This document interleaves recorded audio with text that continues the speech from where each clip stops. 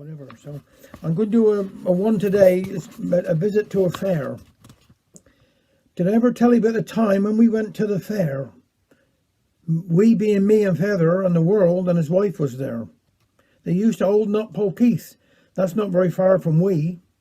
And when we thought if we got a move on, we could go up after tea.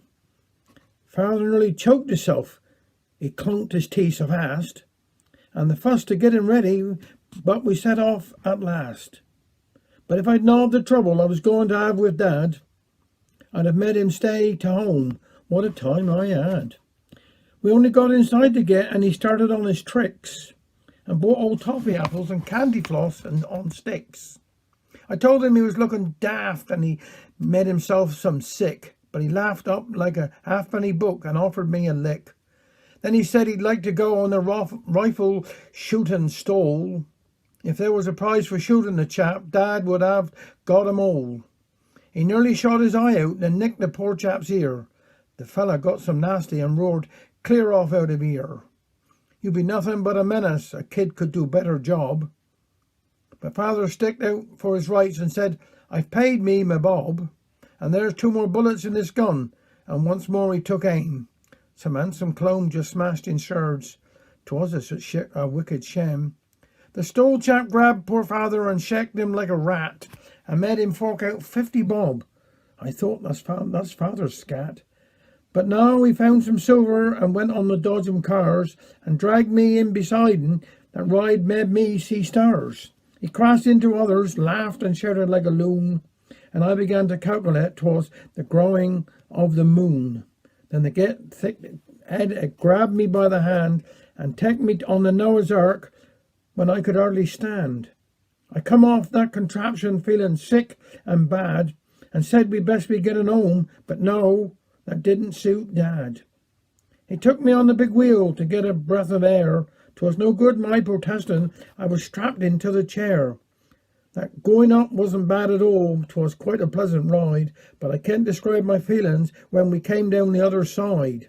I screamed and banged onto my hat, and Dad just sat and laughed. Then my frock blowed up round my head.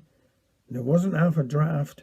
The people waiting for their turn had doubled up with mirth, but I didn't care about nothing except getting back to earth. We stopped and had a little chat with some chaps that Father knawed. They'd been in to see the boxing and reckoned 'twas a fraud. Now Dad don't like that sort of thing. Give the chap his due.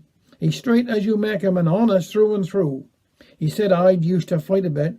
Think I'll have a go. Don't think that I ever forget it all. I shouted, Father, no. I done my best to stop him, but he pushed right through the crowd, right up to the boxer chap and shouted out some loud, I've come for the fighty, and I'll do it fair and square. I don't want no funny business. Where do us go? In there. The boxer chap looked startled, and then I see him wink. He said, well, shall I fightin'? Just tell me what you think. Well, the crowd was all delighted and said he challenged E. You can't refuse to fightin'. We be comin' in to see. They let me in for nothing. Well, I got pushed up in by the rest, and there was Dad already, stripped down to his shorts and vest. He was framed up like a banty cock, but oh, he looked a sight, with his spiny legs and knobbly knees and long arms thin and white.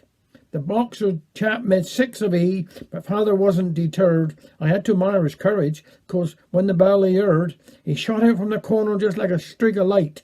His arms was going like windmills, and he was hitting left and right.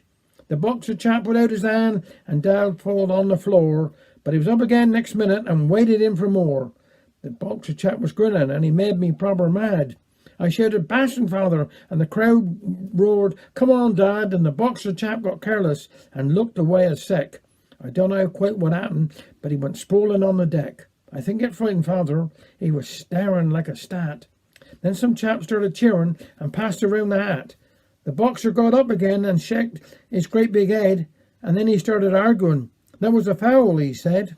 But the crowd was all for Father. They seemed to have to took to E, and they threatened to turn nasty if he didn't get his fee. So Father got his £10 and 2 more from the hat, and before he could get his second win, I yelped, I'm home out of that. I suppose we didn't do too bad, but I haven't recovered yet. But when the fair comes round again, we'll be there, I bet. But I know what Dad's like. I'll give him a talking to, and lay down the law before we go. No shooting or fighting you. Take care. Have a nice day.